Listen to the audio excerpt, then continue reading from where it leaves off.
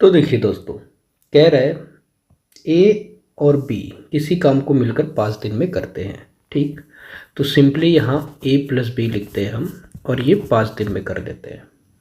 ये क्या है एक्चुअल में? ये एफिशिएंसी है। ए बी मिल करके कोई काम कर रहे हैं तो एफिशिएंसी के साथ ही करेंगे, 5 दिन में ख़त्म कर लेते हैं। फिर कह रहा है अगर ए अपनी क्षमता का 2 गुना और बी अपनी क्षमता का 1/3 गुना, तो ए अपनी क्षमता का 2 गुना यानी 2a, फिर बी अपनी क्षमता का 1/3 गुना यानी इतना कर सकते हैं। तो ये काम को 3 दिन में ख़त्म कर ले रहा है।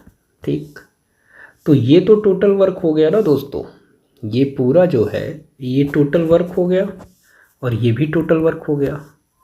वर्क वही है और वही ये भी हैं। ठीक है, बस क्षमता डिफरेंट है, तो टोटल वर्क हम ये आपस में इक्वल कर सकते हैं। क्लियर? अब जब हम इसको सॉल्व करेंगे तो ये होगा 5a + 5b इक्वल टू 2 से करेंगे तो 2 3 6 हो जाएगा, 6a प्लस यहाँ 3 से कैंसिल हो जाएगा तो b हो जाएगा। ठीक, इतना क्लियर है।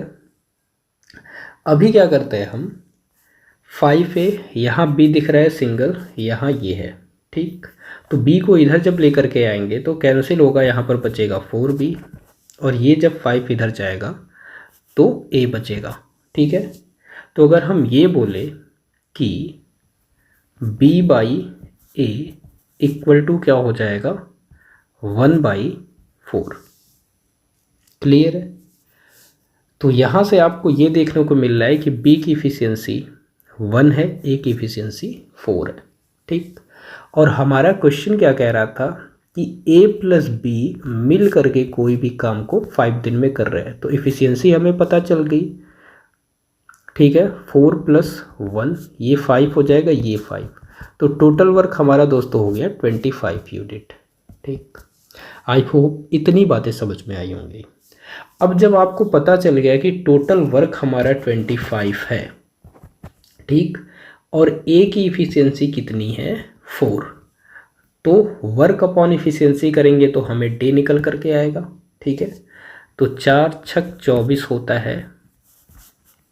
इतने डेज में ये कौन कर लेगा फिनिश भाई? ए कर लेगा। यही क्वेश्चन में पूछा था। ठीक है, ए अकेला काम को कितने दिन में कर लेगा। अगर बी पूछ देता दोस्तों तो बी और सिंपल है, टोटल वर्क हमारा 25 है।